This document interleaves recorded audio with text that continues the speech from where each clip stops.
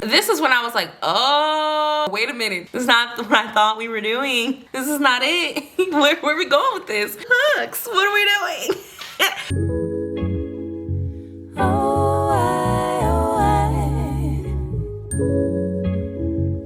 Welcome to Life with Ajane. I'm Ajane. Today we're gonna get into our first Philosophy in Black Reading Club review, in which we're talking about the book Killing Rage, Ending Racism by Bell Hooks. So to go ahead and start off, I want to talk about format of this.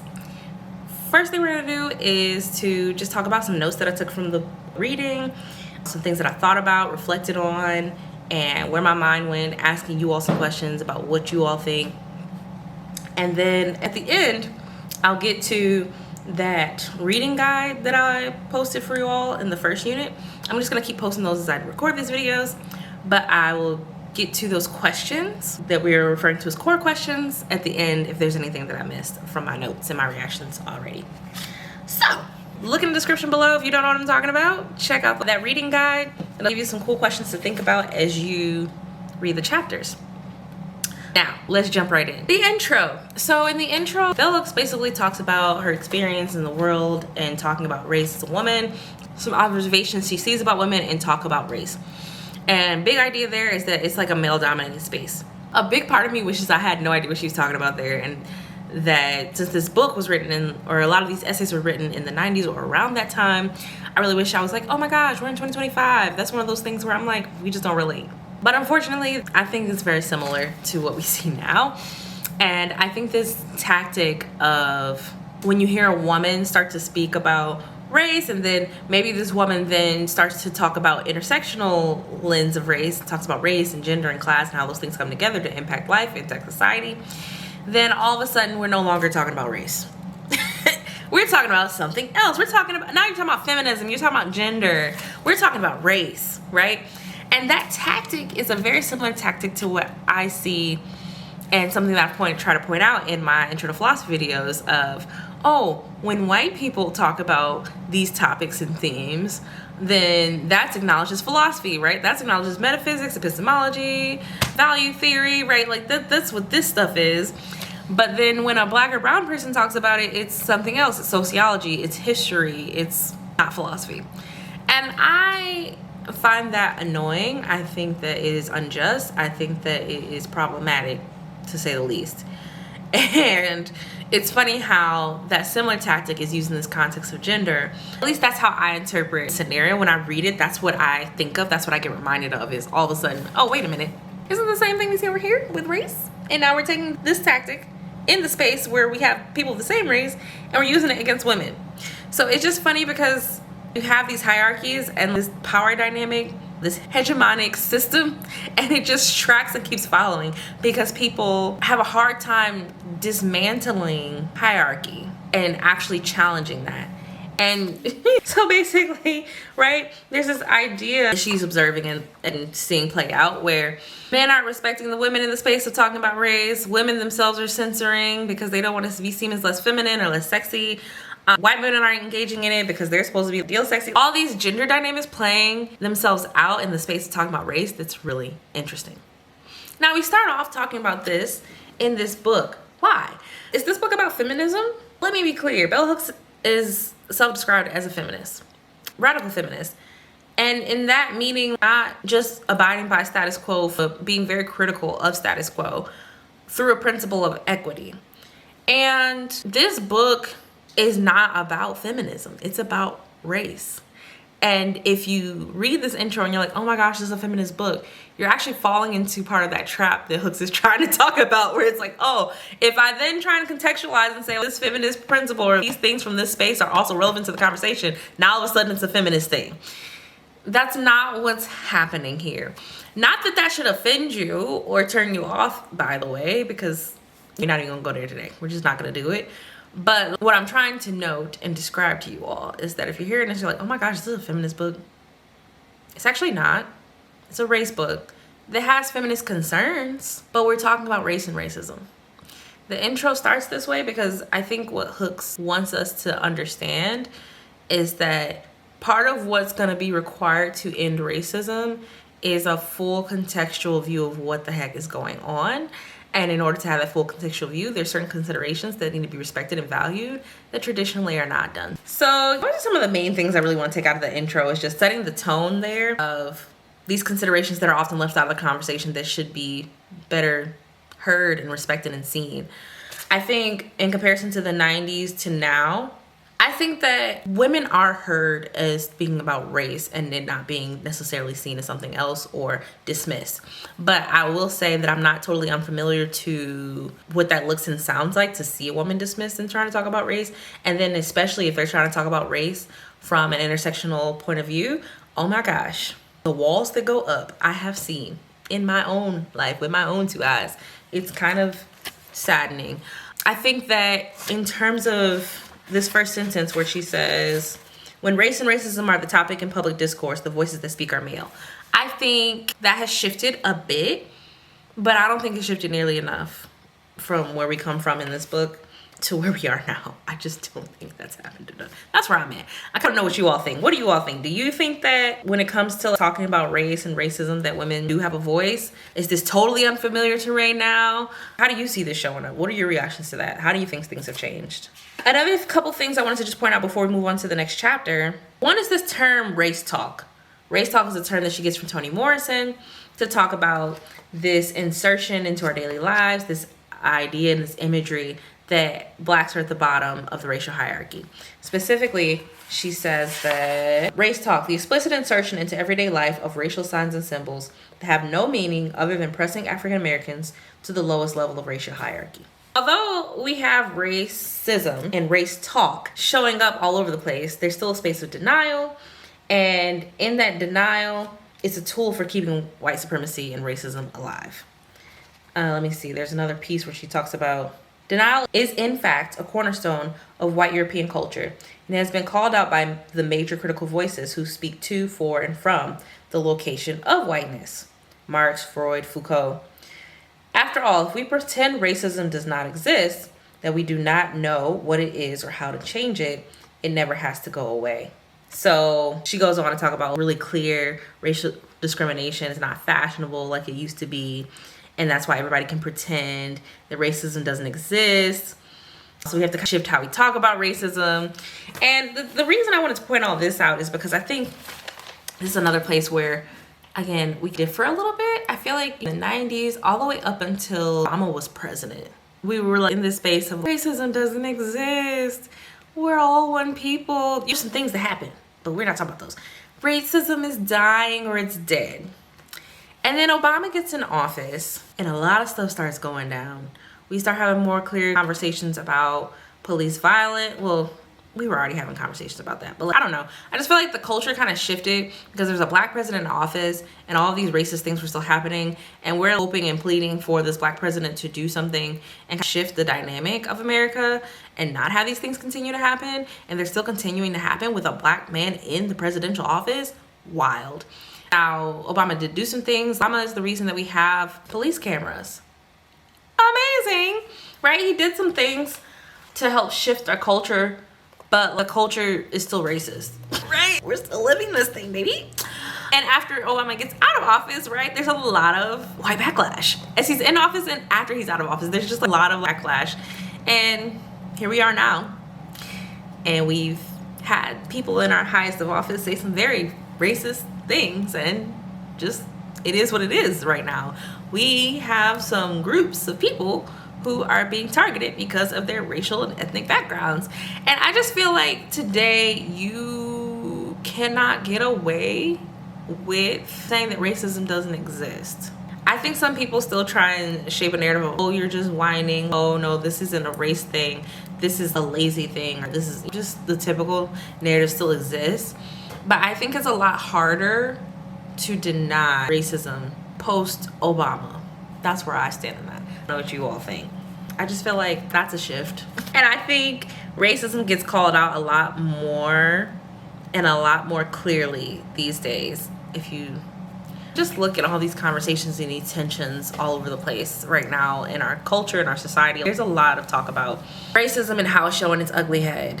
And so many different aspects of our society. Things are being called out and being held accountable on one end, and then things are just going out of control and still being called out on the other end. And we're in some wild times right now. So That was something I took a note for. Just things have changed a little bit. Overt racism also being fashionable. I don't know, bro. It's looking like that's hitting up a comeback. When you have your president saying some things that are racist and he gets reelected, I just feel like, isn't that a sign of it being fashionable again? Anyway, so then we go into talking about we need a counter hegemonic race talk from everybody. So hegemony is a term to talk about hierarchy and power dynamics within that hierarchy. I'm actually gonna do the specific definition of hegemony. I've heard it both ways, but I'm gonna let you all explicit definition because I think it's important to refresh our memories or to implant in our memories definitions of some of these terms so we don't lose what the intention is behind the sentence. So hegemony refers to the dominance of one group, state, or entity over others, often characterized by political, cultural, or economic power, right? So again, we talk about, when I say hierarchy, system of top to bottom power. And hegemony, let me see how Google actually pronounces it. I was right. Hegemony. I've also heard hegemony. Oh, you can also say hegemony. I'm looking at the pronunciation breakdown. Anyway, hegemony is to refer to somebody controlling somebody else. So when Hooks talks about we need counter hegemonic race talk, Hooks is saying we need talk against this power over another group that is also defined by like these racist tropes. Specifically, we need talk against this system that puts black people at the bottom. We need to talk against white supremacy. Now here's the thing. That's not to say we need to fight the whites. I don't know why people always go there. White supremacy is not necessarily tied to people who are white people. You being white and living in a system of white supremacy means that you get certain privileges and standing in that system, and there's a certain amount of responsibility and benefits that you get from being of that status, whether you want to or not. But like, it doesn't mean that you're evil or that you have to participate in that by means of like, trying to. I don't know. I just feel it's weird when people like, oh, this is attack on white people. Like, no, it's not. You don't have to be part of the problem. You can actually take a part in a hold and not being part of the problem. And that's part of what Hooks is getting into in this book as well. That actually takes us into our next essay that I'm about to jump into. But before I do, I just want to talk about again. She says we need counter hegemonic race talk from everybody. So racism isn't just non-white folks' problem, right? It's not just their problem. It's also white people's problem. Everybody needs to get on board to talk against this system because the system is involving everybody and it's hurting everybody. So we all have to be involved in dismantling it. The last thing I want to talk about from the intro is this point where she talks about men say racism will never end, and in the feminist space that it's very much more hopeful and optimistic. And I thought that was really interesting, but just again, coming from the fact that we were just talking about Afro-pessimism and racial permanence and this idea that racism will never end with racial permanence and that society depends on black subjugation, Afro-pessimism, right? And so if you want to get rid of racism, you'd have to totally dismantle society, Afro-pessimism. I thought that was really interesting because we just talked about some of the men that had that tone and understanding about racism. And then here we are with Hook saying, whoa, we actually can end racism? In the feminist space, we're a lot more hopeful and optimistic about this. And then she says in this writing, that serves as part of this narrative too, where like we can do something about racism. And I wanted to read, go back to page 6. I testify in this writing. Bear witness to the reality that our many cultures can be remade, that this nation can be transformed, that we can resist racism, and in the act of resistance, recover ourselves and be renewed.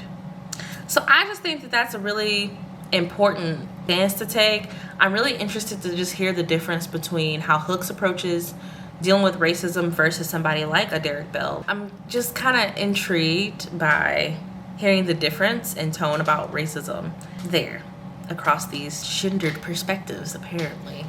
So I think this is a really cool introduction. I was just like, ooh, here we go, I'm getting excited. Then we get into the first solid essay outside of the introduction, the Killing Rage Militant Resistance chapter. And here I was like, oh, Killing Rage doesn't mean what I thought it does not mean what I thought it did. It means something very different. So I'm gonna have to censor some of the words here because I don't want my video to be flagged on YouTube and go against weird stuff with policies and stuff. And for that, I think I'm gonna start using unaliving instead of that one and anything that's referring to that, because that's just culture here on YouTube, and I'm gonna stick with it so that I don't get docked or anything weird. So in the first sentence of this chapter, I am writing this essay sitting beside an anonymous white male that I long to unalive. And I'm just like, wait a minute. Whoa. And even then I was like, oh, so she's just really angry. Cool. This is where we then understand what she means by this title specifically. So this is where I was like, oh wait, what? Because I thought in this title of this book that we were talking about doing something to get rid of our rage, right? So how do we dismantle rage and end racism? What she meant was, no, having rage to the extent that it makes you feel violent. And we know that because she talks about on page 11, she says, I felt an unaliving rage. I wanted to, I'm not gonna read that next sentence. She talks about the scenario in which she is picturing this violent situation. And I will say, this violent situation is wild. It feels like something you would see. I was talking to my husband about this. I feel like this violent situation on page 11 is something you would see on a Dave Chappelle skit or like the Boondocks. It was violent and disturbing, but it was also kind of funny because she talks about whispering. I will read that last part because I was like, excuse me? So she does these violent things to this person. She said, I watched this pain. I was taken to him tenderly. Racism hurts. I was just like, whoa, wait a minute. Where are you going with this? It was just too much. And then she ends this paragraph and say, I leaned towards him with my legal pad and made sure he saw the title written in bold print, Unaliving Rage. So this is when I was like, oh, wait a minute. This is not what I thought we were doing. This is not it. Where are we going with this? Hooks, what are we doing? But the point, right, and what we were talking about in this chapter is basically that there's all these racist incidents that happen in society that can make, oh, look, go mad. Just get really angry. And that anger is not something to run away from or to silence. A lot of the times you'll see people trying to silence the rage, to mute the rage. And it's something that you can use. This is giving me Audre Lorde vibes. Remember we talked about Intro to Philosophy unit. If you haven't seen that, I put a link here or I put in the description. Maybe I'll do both. But I did an Audre Lorde video and we should talked about on the uses of anger, right? And it just reminds me of that where Lorde saying you could put your anger to use to actually do something and not just try and move past that. That emotion is justified. Same thing we're getting from Hooks here. Hooks is like, you can use that rage, but you need to appropriately embrace it and then turn it into militant rage. And so militant rage is this concept in which you are actually utilizing that anger to change the system. So this essay is really just like Hooks acknowledging her own anger, telling us a little bit of background about how she becomes angry in situations of racism. And so Hooks talks about having an awakening to her rage after reading things from people like Fanon, Mimi, Paulo Freire, Pedagogy of the Oppressed. Oof, we could read that another time. We already talked about Fanon. Mimi, I'm not as familiar with Mimi. A French Tunisian writer and essays of Tunisian Jewish origins. Well, I'm gonna be looking up this person because they put Mimi in the same camps as Fanon, Aimé César. I got some investigations to do. Anyway, Hooks talks about having these awakenings of anger and rage after reading these people and dealing with going back home and people worried about her rage awakening and what college was doing to her, not being able to return back home to the South. A bunch of different things, how shifts in her life happen, but that the idea of us not being able to run away from this is still really important. I have a note here. What's up with airplanes and racist incidents? So, right, a core part of the context of where we start with this chapter on unaliving rage is, and militant resistance is this whole framework of dealing with stuff in the airport, right? There's a taxi ride on the way there that she talks about, but like we're really settled is in dealing with the people at the ticket counter at first, and they get on the plane, and then dealing with these flight attendants. And I'm just like, what is, like, it just reminds me of all those videos we see on social media now, where all these people are dealing with like, these incidents on planes. What is it about this situation that keeps resulting in all this tension and racism? What's going on? I feel like reading this situation from Hooks just makes me want to go and reflect and look back at some of these videos of these incidents we've seen over the years and just analyze this space and the reflections of racism and other problematic power dynamics that you see reflected in this space, because it's just really interesting. Oh, another cool thing or interesting question that Hooks has in this chapter. She says, in the graduate seminar I teach on Toni Morrison, we pondered whether black folks and white folks can ever be subjects together if white people remain unable to hear black rage. If it is the sound of that rage which must always remain repressed, contained, trapped in the realm of the unspeakable. And I just thought that was a really interesting question. Can white and black people be subjects together if white people are unable to hear black rage? And unable to hear black rage in the sense of not hearing it because that makes them want to enact violence, or not hearing it because they're scared, or not hearing it just because not being able to understand and relate. Like, that's just such a deep question. And I kind of want to know what you all think too. Do you think that black and white people can be subjects together if white people can't hear black rage? And that question is so deep. Obviously, she teaches whole seminars on that, which is why that comes up. But I just, really interesting question that I'm reflecting on. She talks about repressing rage as part of the colonizing process. She talks about how in her time and space, right? She says, I'm always amazed when I hear white folks speak about their fear of black people, of being victims of black violence. They may have never spoken to a black person and certainly never been hurt by a black person, but they are convinced that their response to blackness must first and foremost be fear and dread. And I sat there and I was like, how many white folks today fear harm from black people? I feel like that's still a thing, even with people having limited experience with black people. I just remember going overseas and even in continental Africa and talking to some black Africans about black Americans, and just there's this perception that black Americans are lazy and violent. And I was just like, and right, in this question I'm wondering about white folks, but I just wonder how many people in general are scared about harm from black people. And particularly black Americans, this global narrative that exists about black Americans and what we need. But I just wonder about that. Like, I wonder, like, things shifted so much from that, or is that still a pretty prevalent thing? I feel like particularly with black Americans, there's a fear and an anxiety of violence, and just especially just in media and how black Americans have been represented as these black heathen violent criminals. I feel like the world's scared, and it's because of that narrative. It's because of that race talk. But the numbers, as Hooks talks about, show something very different. There's plenty of white violence against blacks that's condoned by the state that she points out. So on 15, she says, black people are routinely assaulted and harassed by white people in white supremacist culture. This violence is condoned by the state.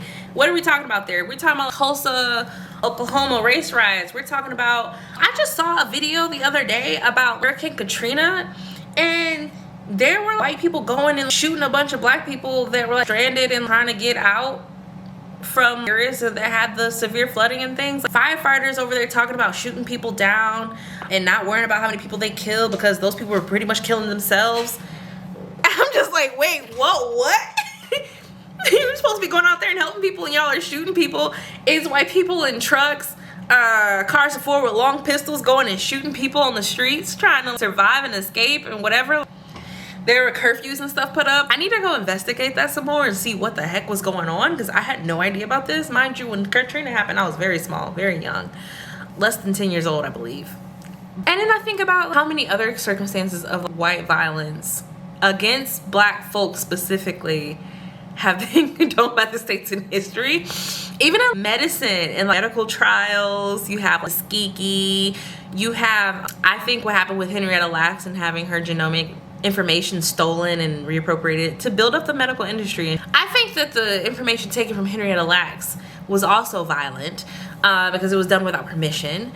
But you have like even more clear cases of explicit violence and the building of gynecology being done by experimenting on black women bodies without any kind of anesthesia, any kind of medicine for pain. I think about forced sterilization history in this country. I think about, there's so many instances of white people being violent towards black people, either for the sake of education and learning or just to take out some anger. And so there's plenty of cases of that, and it's just condoned, it's justified by the state, and that's really interesting. But like, you don't have a space for that with blackness, and that's something that Hooks is pointing out. So I think that's interesting because of all those cases and the lack of cases about black people just wilding out on white people and it being condoned. And yet white folks are still so scared of black people. And I think that's still the case. I think white folks are still scared of black people. I really do. I don't think they're as scared as they were in the 90s, but I think they're still scared. So interesting to think about that shift. What do we think about this that Hooks has to say, where she says that we live in a society where we hear about white folks killing black people to express their rage. We can identify specific incidents throughout our history in this country, whether it be Emmett Till, Bensonhurst, Howard Beach, etc. We can identify rare incidents where individual black folks have randomly responded to their fear of white assault by killing. White rage is acceptable, can be both expressed and condoned, but black rage has no place and everyone knows it. What do you all think about that? I personally tend to agree with that. I just do. If you get anything with black violence or black anger taken out, it is just sensationalized. It is blown up. It is also often misrepresented. And I just feel like with white violence, it's often softened. It's often contextualized. It's often humanized. That's what I see. But I want to know what you all see. What do you all think about that claim from Hooks? Like all profession. Let's see. I wrote to read this paragraph on page 16. All profound repression my rage unleashed made me afraid. It forced me to turn my back on forgetfulness, called me out of my denial. It changed my relationship with home, with the South, made it so I could not return there. Inwardly, I felt as though I were a marked woman, a black person unashamed of her rage, using it as a catalyst to develop critical consciousness, to come to full decolonized self-actualization, had no real place in the existing social structure. I felt like an exile. Friends and professors wondered what had come over me. They shared their fear that this new militancy might consume me. When I journeyed home to see my family, I felt estranged from them. They were suspicious of the new me. The good Southern white folks who had always given me a helping hand began to worry that college was ruining me. I seemed alone in understanding that I was undergoing a process of radical politicization and self-recovery. I see why I wanted to read that again now. I felt like when I read that, I related in some senses.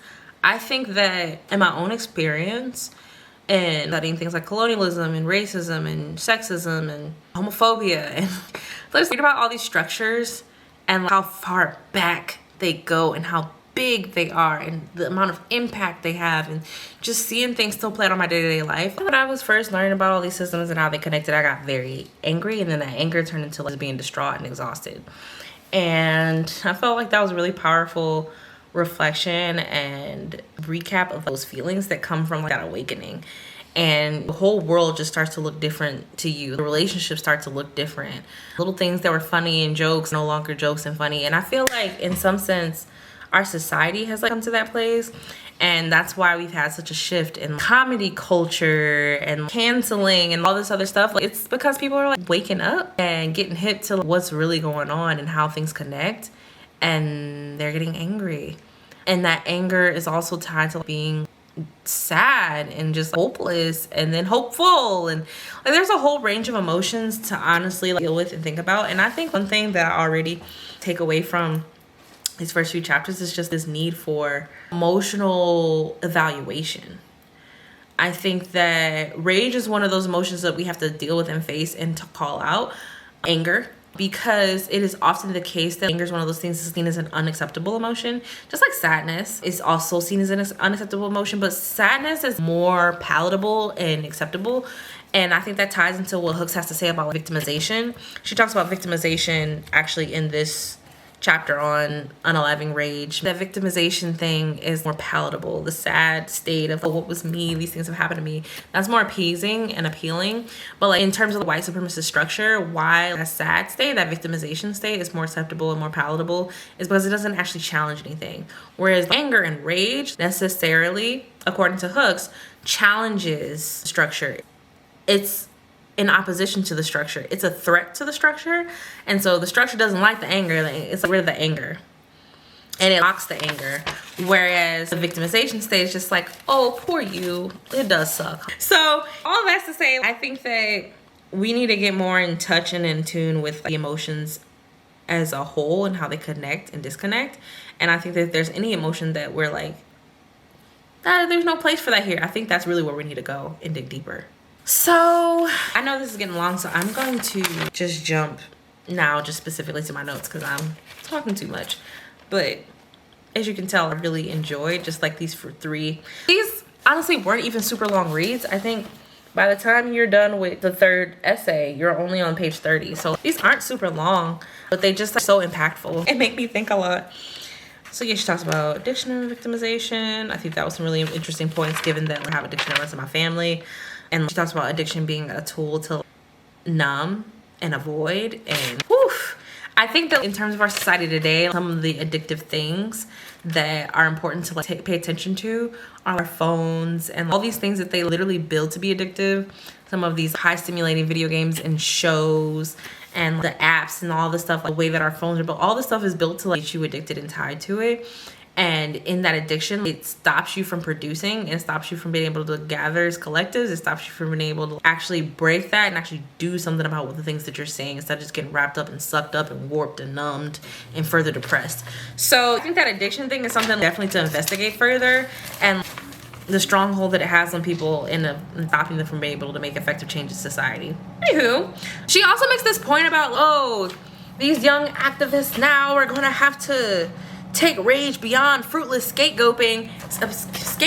And I was like, yes, right? It doesn't get us anywhere to just be like, this is, okay, so how I took this is the scapegoating is, this is white people's fault. Or this is our ancestors' fault for selling this, right? Like I can hear some of these conversations where I'm like, this is this person's fault, this is this group's fault. So you just stick angry at that group, but you don't do anything. And so I'm like, yes, but like, how, sis? I actually have some ideas of how, but like it was just as I read that last part of this chapter, I was like, thanks. Can we get a little more? I'm guessing she's probably gonna give us some more as we go through these chapters and these essays, but like I was just like, how, Sway? I think one big answer that she might give to me if I said that at this point, she's gonna be like, dealing with the rage.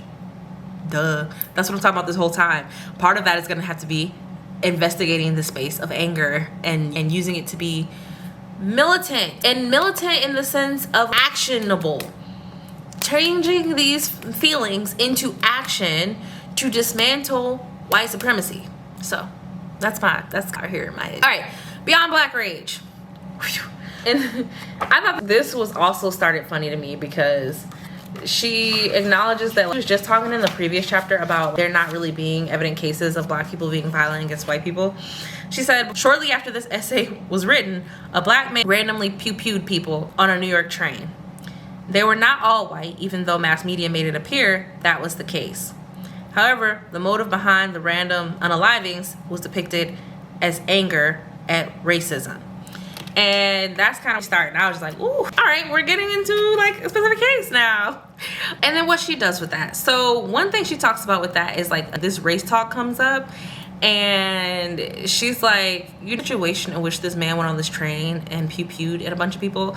First of all, it was sensationalized as him being angry at white people and then like violent against white people. And the reason he did it was because he was mad at white people. But like when you actually look at the case, he was mad at more than just white people. He was actually mad at the system of white supremacy. He was noting that he was mad at white people and Uncle Tom black folks. Just like way of referring to like black folks as being like traitors and yeah, into white supremacy instead of fighting against it. So he was mad at everybody. And he went on the train and he didn't just pew-pew white people, he did that to black people too. And pretty much anybody that was there could get it. So uses this scenario to like deeper into like how media talks about race, how people in general talk about race, and then how they also like talk about rage, and rage gets pathologized. In other words, it gets turned into something that is a sickness and illness. Specifically, let's talk about the definition of pathology, because I was going through this and I was like, I feel like it's important to like what pathology means. So pathology is a study of disease, encompassing its causes, mechanisms, and effects on the body. Focus on the study and diagnosis of disease. So, right, like, talk about rage being a pathology, that's like thinking of rage as like a disease, like something needs to be cured or treated or something like that. And Hooks acknowledges that like rage could amount to something like a pathology, because like in a society of white supremacy can make you go nuts. It can like turn to something like a mental illness, actually. Can happen, but like being angry, having rage, having a high level of anger is not a pathology in and of itself. It's something that is a justified reaction to injustice. There's not enough acknowledgement for that. And then in some of the ways in which this situation was characterized with this train harming and its defense, the way in which the rage was represented and talked about was just like handled well enough. Like, it could have been handled much more carefully. It could have been handled which we leave space for rage to exist without it being pathological. And when you miss that distinction, when you automatically take rage to be something that's pathological, then you're again not making space for it, and then you again miss the opportunity for that rage to be taken into something that could be militant and used to dismantle white supremacy. That's one of like the points there. Also had this note, who the F is Eric Pooley? He's talking real spicy. So on pages 24 and 25, there's this guy Pooley, and she's responding to like some of the things that he was writing. So she says, a recent editorial in New York Magazine capitalizing on a liver by Eric Pooley is an example of this trend. It carried the subtitle, A Spurious Black Rage Defense. Pooley asserts, over and over in the past decade, activists have used black rage as the largely unspoken justification for all kinds of despicable behavior.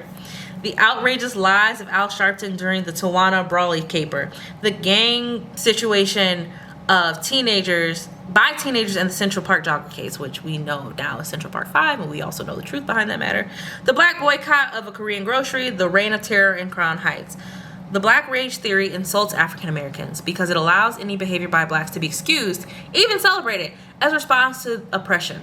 But Hooks is critical of Pooley. She's like, she follows up immediately. One wonders how it can be that Pooley knows that black folks attempt to justify corruption on the basis of black rage, if until recently it was never overtly cited as the reason for aberrant behavior. So she's like, nobody was even talking about like justifying black rage in this way before this case on this train, and the attorneys were the ones that tried to justify his actions by means of like this rage narrative.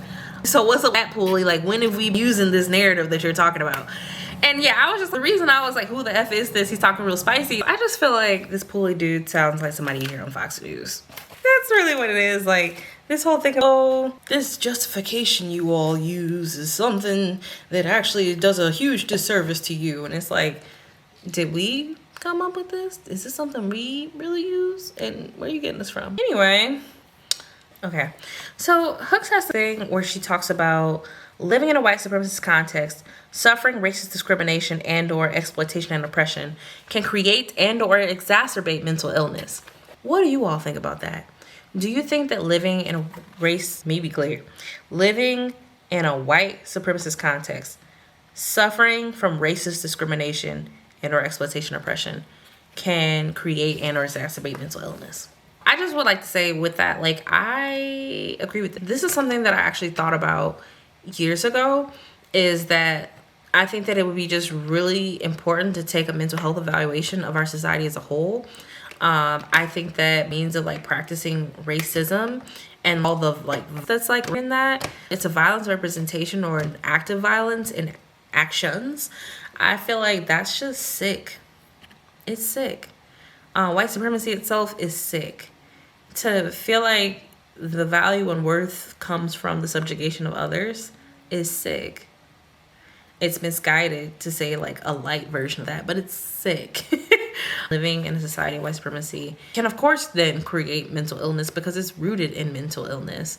Suffering from racial oppression, racist oppression, subjugation, and suffering from racist violence, like those things can feel nutty. Specifically, I took a note and I was like, that just reminds me of gaslighting. Especially when you live in a society that denies the racism and you're dealing with it, that like is gaslighting, right? Gaslighting and what it's actually supposed to be is this terms refer to when people are doing things around you or systems are working around you and then like that's being denied. That's literal gaslighting. So, right, like you're living in all this racism and people are like, racism doesn't exist. Root of what I'm saying here is I just feel like, of course. I fundamentally agree with that. I feel like when white supremacy itself is rooted in pathology, I think that it can breed that as well. I feel like it has to produce that. Not necessarily to everyone, but I think that it's just going to produce that in some people and in some spaces because that's what it is. So, yeah, but I kind of wonder what you think about, like, do you agree with that? Do you disagree with that? According to Hooks, just because you have rage, you have a high level of anger, that doesn't mean that you're, like, it's necessarily pathology. And Hooks even talked about, like, when she felt violent rage against the man on the plane, she, like, didn't actually do it. And if she had done something about it, then, you know, that is not okay. But at the same time, even though it wouldn't be okay, she doesn't justify that. She would understand it in the context of living under really oppressive, racist conditions. She could understand how someone might end up doing something like that. She could understand how that could happen. It could turn into pathology, but it doesn't justify it. And, right, like that anger needs to be appropriately investigated and then used to dismantle white supremacy, not to go on a violent rampage, not to stick in that pathology and just run with that. That's not what we're saying here, right? And Hooks is like doing really good, like distinguish like forms of rage, what's acceptable, what's unacceptable, how to use it, how not to use it. She also has this line on page 26 in which she says, until this culture can acknowledge the pathology of white supremacy, we will never create a cultural context wherein the madness of white racist hatred of blacks or the uncontrollable rage that surfaces as a response to madness can be investigated, critically studied, and understood. And I just was like, woof. Have we come to a place where we can acknowledge the pathology of white supremacy? Have we come to a place where we can talk about the madness of white racist hatred of blacks? Again, hear me out. I'm talking about whiteness as structure. White supremacy as structure. The structure where it says, like, white is better than black, white hates black, white harms black, it's okay for white to harm black. That narrative, right? Have we come to a place where we can examine the madness of that, the pathology of that? Have we come to a place where we can investigate that and understand what it's doing to us as a society? I don't think we're there yet. Y'all, I really don't think we're there yet. And that's kind of like sad. I feel like we somewhat touch it, but I don't think we're there yet, because I feel like if we were there yet to really like go deep and talk about like the sickness that exists within white supremacy, I feel like we would be able to better target it and like deal with it and like heal from it to dismantle the systems that are continuing to perpetuate harm. But yeah, that's where I'm at it. I kind of want to know what you think though. And I said the last paragraph, ooh. So let's see. What does she say? The rage of the oppressed is never the same as the rage of the privileged. Oh, yeah. One group can a lot only by changing the system. The other hopes to be rewarded within the system. Public focus on black rage, the attempt to trivialize and dismiss it, must be subverted by public discourse about the pathology of white supremacy, the madness it creates. We need to talk seriously about ending racism if we want to see an end to rage. White supremacy is frightening. It promotes mental illness and various dysfunctional behaviors on the part of whites and non-whites. It is the real and present danger, not black rage. Yeah, I see why. Oof. Yeah, because I just like, wow. Black rage is a red herring. The real problem is the white supremacy. The real frightening thing is the white supremacy. And so until we deal with that and the pathology behind that, we'll always be missing part of the picture. Okay, so let's jump into those core questions. First one, what does it mean to experience, we're just gonna say violent rage, because we're gonna say right now. We might need to do like a Zoom session or something so we can like use the actual words and not worry about flagging, but we'll build up to that. We'll build up to that. Right now, I'm gonna just say violent. But y'all know what I'm talking about, the title of the book. What does it mean to experience that rage? How does Bell Hooks frame rage as both dangerous and necessary? I feel like we already covered this, right? Like, the rage is the thing that can actually help us to dismantle the system, right? To experience that level of rage, that level of anger is something that's important. And when we understand how important it is, instead of trying to silence and dismiss it, and we understand the distinctions of the different types of anger, then we can actually use that to like work at getting rid of this system of racism. But it can be dangerous too, because it can get into a pathology. It can get into a space in which it is like unhinged, right? And not useful. It can go into space in which we like use addiction as like a numbing agent, right? So like you have to be mindful. There's a good way to like deal with this. And actually part of the question I'm left with is like, she talked about, let me see. I don't know where that note was. I think she talks about this in the Beyond Black Rage essay, but she talks about like appropriately engaging with that rage and the anger. And I'm just left with wondering what she means by that as a whole. The sense that I get is by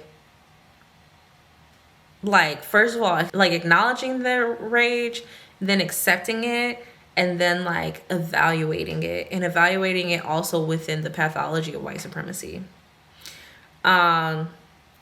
But I also wonder like what other ways she might recommend or suggest like dealing with this rage and utilizing it. How do we turn the rage that you initially feel into a militant rage? She talks about like the distinction between rage felt by the privileged versus rage felt by like the oppressed. I want that exact language again.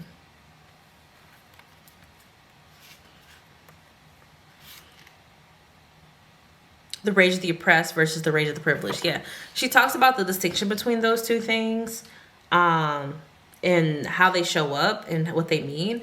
But I'm wondering like, how do we deal with that, right? I feel like one thing that I understand is that the rage of the privileged isn't necessarily bound to that dynamic or that framework, right? Like, so the thing she's trying to point out about the rage of the privileged is that it comes from a space of wanting to appease the system and exist within the system and get benefits from the system. But like, just because you do have that privilege, I don't think that you necessarily have to stay that way. I think that you're inclined to like use your rage for that or like within that kind of framework. But I think that like the rage of the oppressed leans itself more into trying to dismantle the system because it's like living with under that umbrella of oppression. But maybe like when you have both privilege and oppression, it's a choice. I don't know. I'm just wondering about that dynamic. I think that's really interesting to think about, and like how to make choices about your rage and when we make choices, if we're making choices, and how do we deal with those choices. Like another thing that this last paragraph reminded me about is like the rage of the privileged versus the rage of the oppressed. Is just kind of thinking about like a recent interview that Kamala Harris did with the Colbert Show, and she talked about how for a long time she was trying to like work within the system, but she's tired. So she's like, I'm just gonna do stuff from the out now. And it just kind of reminds me, like, before, I feel like she's taken on that like rage of the privilege before, and like trying to like just shift the system but keep it. And I feel like her dealing with this most recent presidential campaign and seeing how she was treated and just like how she was handled, I feel like that woke up a piece of her about more of that oppressed rage perspective, which always existed by means of her having the identity she has in this system. But there was a certain level of privilege that she was also existing in by means of various factors I'm not getting into right now because I don't have time for it. But like, I feel like hearing her in an interview kind of reminds me of this last paragraph where she's like, yeah, we're not going for trying to make the system work anymore. Like, it has to change. And I just wish that we could have been there last year. I wish, we could have talked more about that. And from that perspective and that framework last year, I feel like maybe things could be different about who's sitting where they are right now, but whatever. But I feel like because we're in this moment right now of dealing with as many struggles we're dealing with, now we're in a space of saying, okay, well, a lot more people are open to acknowledging that the system has to be dismantled. Well, I don't know. I feel like a lot of people actually are talking more like, we have to change the system, not dismantle it. So, I don't know. I kind of want to know what y'all think about that. How are Black people punished for expressing legitimate rage? We talked about that a little bit, but like mainly, right? Like she talks about like how people have violence enacted upon them, how like they're talked about as being like their rage being unjustified, like in the media and things like that. Yeah, I think it's one of the less interesting questions. 3, what are the limits of rage? When and how must it transform? Well, yeah, I feel like we've been deeply immersed in that the whole time, y'all. But y'all tell me if there's anything else you want me to touch on from those questions or some questions you have. I just want to like get in some more good convo with y'all about this book. If I'm only talking to myself though, I'm having a good time over here. I'm not gonna lie. I'm having a great time over here just thinking and reading and reflecting and connecting. So I would love for y'all to comment though. Leave some comments so we can talk with each other. And yeah, I actually like after doing this, I would really love to have like a Zoom session where I just sit back and kind of like let y'all kind of like talk and I just mostly listen because I talk so much here. And just like we can get into more live conversation. Maybe we can do like lives and like just get into it. I don't know, but like let me know. Give me some feedback. Anyway, I'll see y'all when we go into our next chunk of essays. Next, we will be reading, let me see what's on here. We're going to be reading Representations of Whiteness in the Black Imagination, Refusing to be a Victim, Accountability and Responsibility, Overcoming White Supremacy, a comment, Beyond Black Only, Bonding Beyond Race. Ooh, yeah, I'm excited. So, thanks for watching, however long this video may be. And yeah, I'll see y'all in the next video. Thanks for commenting and engaging however you're doing it. Don't forget to like and subscribe if you haven't liked or subscribed yet. Liking, make sure that more of these videos pop up for you if you actually like them. And then commenting also helps with that. And subscribing, of course, means that you'll be here when I post more things. So come join. Anyway, see y'all. Bye.